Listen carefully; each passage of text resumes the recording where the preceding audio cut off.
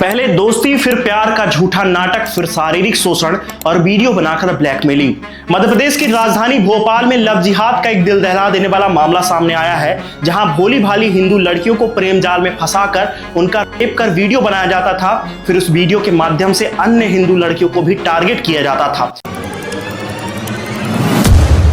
राजधानी भोपाल में संचालित इस लव जिहाद के गिरोह का सरगना एक मामूली से ऑटो ड्राइवर का बेटा ही निकला। यह घोर अपराध और महापाप मध्य प्रदेश के उस जगह पर हुआ जहां से पूरे प्रदेश को कंट्रोल किया जाता है, जहां से बेटियों की सुरक्षा के लिए बड़े बड़े कानून बनाए जाते हैं, जहां से बड़े बड़े खोखले दावे किए जाते हैं कि मध्य प्रदेश में बेटियां सुरक्षित हैं। लेकिन आज मध्य प्रदेश की राजधानी भोपाल ही नहीं बल्कि पूरे प्रदेश का सर शर्म से झुक गया है। यह अपराध इतने सुनियोजित तरीके से हुआ कि आप यह सब कुछ सुनकर दंग रह जाएंगे। इस लव जिहाद और गैंगरेप की खौफनाक साजिश में 6 से अधिक मुस्लिम युवकों ने एक संगठित गिरोह बनाया था, जो केवल और केवल हिंदू लड़कियों को ही प्रेम जाल में फंसाते थे।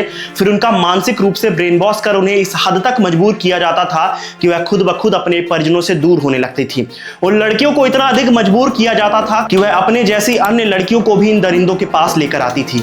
शुरुआती जांच में सामने आया कि यह कोई सामान्य मामला नहीं बल्कि एक सुनियोजित और संगठित अपराध है, जिसमें धार्मिक कट्टरता और महिलाओं के खिलाफ हिंसा की साजिश दोनों शामिल है। पीड़िताओं को प्रेम जाल में फंसाकर न सिर्फ उनका शोषण किया गया बल्कि वीडियो बनाकर उन्हें धमकाया भी गया। यह पूरा मामला अब सिर्फ कानून व्यवस्था का नहीं बल्कि समाज की उस बुनियादी सुरक्षा का सवाल बन चुका है, जिसमें बेटियों की इज्जत, आस्था और आजादी दांव पर लगी हुई है। आरोपियों ने कई तरीके से हिंदू लड़कियों को अपने प्रेम जाल में फंसाया। कोई महंगी महंगी गाड़ियां दिखाकर तो कोई डांस क्लास के जरिए हिंदू लड़कियों को अपने प्रेम जाल में फंसाता था। जांच में यह भी सामने आया है कि आरोपी अपने डांस क्लास में सिर्फ हिंदू लड़कियों को ही एडमिशन देते थे। आइए जानते हैं आखिर मामूली से ऑटो ड्राइवर के बेटे ने लव जिहाद गिरोह कैसे बनाया, कैसे इन आरोपियों ने भोली भाली हिंदू लड़कियों को अपने प्रेम जाल में फंसाया और आखिर उस डांस क्लास में और क्या क्या होता था। और भोपाल में चल रहा है लव जिहाद का बड़ा खेल। हिंदू लड़कियों को पहनाया जा रहा है हिजाब, बुर्का, हिंदू लड़कियों को सिखाई जा रही है नमाज और रोजा। भोपाल के अशोका गार्डन स्थित एक छोटा सा मकान, जहां के रहने वाले रिजवान खान ऑटो चलाकर अपने परिवार का गुजारा करते थे। छोटी बेटी की शादी हो चुकी थी और बड़ा बेटा फरहान, जो भोपाल के एक नामी कॉलेज से MBA की पढ़ाई कर रहा था।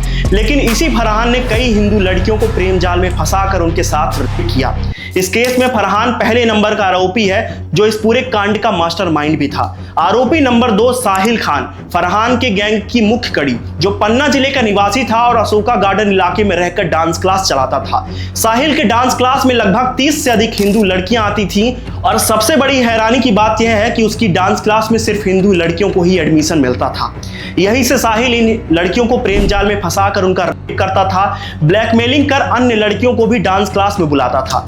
साहिल खान गरीब छात्राओं को डांस बार में भेजता था और ब्लैकमेलिंग के जरिए उन्हें अन्य लोगों से संबंध बनाने का दबाव भी बनाता था। इसके बदले में उन लड़कियों को 1500 से 2000 रुपए भी दिए जाते थे।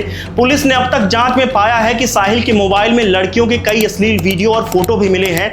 कुछ वीडियो उन लड़कियों के भी थे जो उसके ही डांस क्लास में डांस करने आती थी। आरोपी नंबर 3 अली खान, जिस पर आरोप है कि यह लड़कियों को प्रेम के मायाजाल में फंसाकर उनका रेप करता था और फिर वीडियो बनाकर फरहान को भेजता था। अली खान ने इस वीडियो के जरिए लड़कियों को ब्लैकमेल कर अपने अन्य दोस्तों के साथ भी संबंध बनाने को मजबूर किया।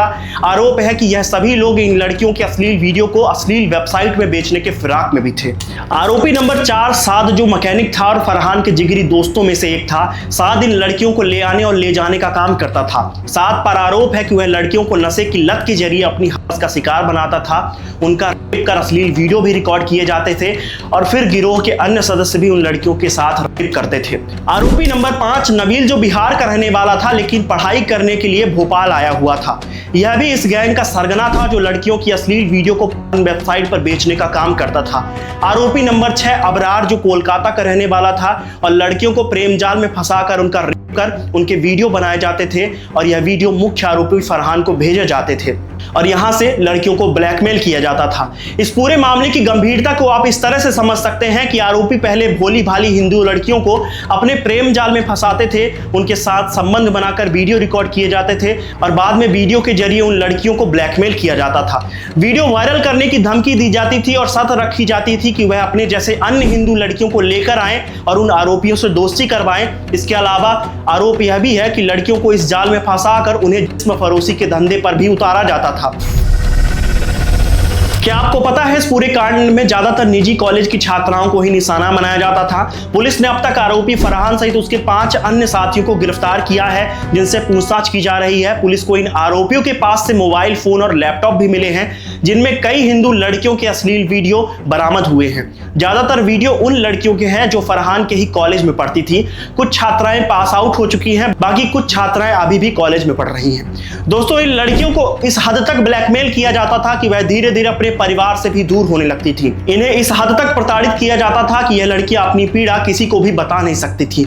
लेकिन एक रोज एक लड़की हिम्मत करके पुलिस के पास पहुंचती है और अपनी आपबीती बताती है, और धीरे धीरे करके कई लड़कियां सामने आती हैं, और इस तरह से राजधानी भोपाल में लव जिहाद कांड उजागर हो जाता है। इस लव जिहाद कांड ने मध्य प्रदेश को शर्मसार करने के साथ साथ मध्य प्रदेश की कानून व्यवस्था पर कई बड़े सवाल भी खड़े कर दिए हैं कि आखिर जिस राजधानी में बेटियों की सुरक्षा को लेकर कानून बनाए जाते हैं, उस राजधानी में बेटियों की आबरू के साथ किस तरह से खिलवाड़ हो रहा था। मुख्य आरोपी फरहान के पिता रिजवान खान का कहना है कि जब मैं अपने बेटे से मिलने गया तो बेटे ने कहा कि मुझे अपने किए पर बिल्कुल भी पछतावा नहीं है। फिलहाल पुलिस ने आरोपी फरहान को शॉर्ट एनकाउंटर में पैर पर गोली मारी है, जो अभी हमीदिया अस्पताल में भर्ती है। दोस्तों, क्या आपको पता है इन लड़कियों को फंसाने के लिए आरोपी कई तरीके आजमाते थे। कभी लड़कियों को महंगे महंगे गिफ्ट दिए जाते थे, कभी महंगे महंगे रेस्टोरेंट में बैठाया जाता था, कभी महंगी महंगी गाड़ियों में घुमाया जाता था, तो कभी डांस क्लास के बहाने, तो कभी दूसरी लड़कियों के माध्यम से यह आरोपी इन हिंदू लड़कियों को अपना निशाना बनाते थे। इस लव जिहाद कांड ने आज मानवता को शर्मसार कर दिया है, लेकिन दोस्तों, हमें और आपको इस कांड से एक सीख लेने की जरूरत है, क्योंकि अगर आज की इस मतलबी दुनिया में कोई आपको महंगे फोन, महंगा गिफ्ट दे रहा है, तो जरूरी नहीं है कि वह आपका हितैषी है, बल्कि इसके पीछे उसका कोई कड़वा स्वार्थ छिपा हो सकता है। दोस्तों, मेरा नाम है संजय, और भोपाल के इस लव जिहाद कांड पर आपकी क्या राय है, हमें नीचे कमेंट सेक्शन में जरूर बताएं। तब तक के लिए धन्यवाद। शॉर्ट एनकाउंटर हुआ फरहान का, ऐसे आरोपी जो हिंदू लड़कियों को टारगेट करते थे, क्या इतनी कार्रवाई ठीक? अरे मुझे लग रहा है पैर पे गोली क्यों मारी, छाती पे गोली मारनी थी। ऐसे लोगों को जिंदा रहने का अधिकार नहीं है। पृथ्वी पर बोझ हैं जो लव जिहाद या इस तरह के कुकृत्य करेंगे, उनको इस देश में, इस प्रदेश में रहने का अधिकार नहीं है। वो इस जमीन पर बोझ है। तो मैं तो ये कहूंगा कि पैर पर गोली गलत मारी, छाती पर गोली मारनी थी, और ये सुनिश्चित करना है कि ऐसे आरोपी सरे राह उनको गोली मारनी चाहिए, और ये संदेश देना चाहिए कि इस तरह के कृत्य करने वालों को बख्शा नहीं जाएगा। सरे राह गोली मारो और खत्म करो।